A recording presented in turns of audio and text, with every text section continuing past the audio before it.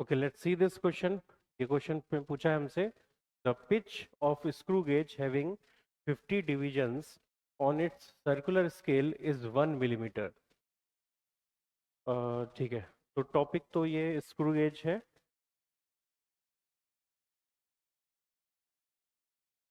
Screw gauge, और पहले जो यहाँ पे वैल्यूज गिवन है, डेटा गिवन है, पहले उसको नोट कर लेते हैं।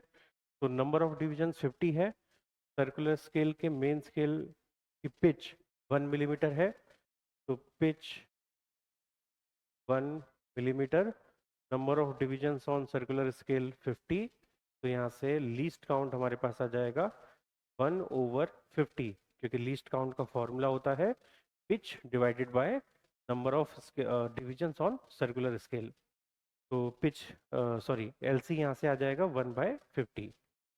ठीक है, एलसी 1/50 है मिलीमीटर में, तो ये हो जाएगा 0.02 मिलीमीटर। 0.02 मिलीमीटर, ये हमारे पास लीस्ट काउंट हो गया। इसके अलावा हमें दिया हुआ है, when two jaws of the screw gauge are in contact with each other, the zero of circular scale lies 6 divisions below। यानी ये नेगेटिव जीरो एरर की वैल्यू दी है हमें, तो नेगेटिव जीरो एरर है यहाँ पे। तो 6 डिविजन्स नीचे है ये, तो माइनस का 6 इंटू एल सी। एल सी की वैल्यू 0.02, यानी ये हो जाएगा माइनस का 0.12 मिलीमीटर। ये जीरो एरर है यहाँ पे। इसके बाद when a wire is placed between the jaws, 3 linear scale divisions are clearly visible। यानी ये हमें दिया है मेन स्केल रीडिंग, ये मेन स्केल की रीडिंग है, are clearly visible while 31st division on circular scale coincide with reference line। तो ये वर्नियर स्केल की रीडिंग है और डायमीटर हमें निकालना है। ठीक है, तो मेन स्केल की रीडिंग है 3 डिविजन्स, तो M S R main scale reading 3, और एक डिवीजन का साइज जो है वो पिच होता है, और पिच हमें 1 मिलीमीटर दी हुई है, तो 3 × 1 मिलीमीटर यानी 3 मिलीमीटर, ये मेन स्केल रीडिंग हो गई।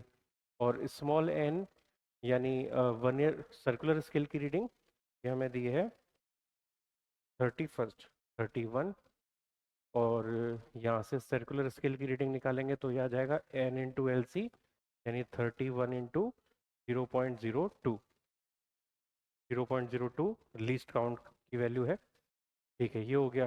यहाँ से इसका वैल्यू आ जाएगा 62, तो 0.62 मिलीमीटर। अब हमें डायमीटर निकालना है, यानी टोटल मेजरमेंट देखना है कितना होगा।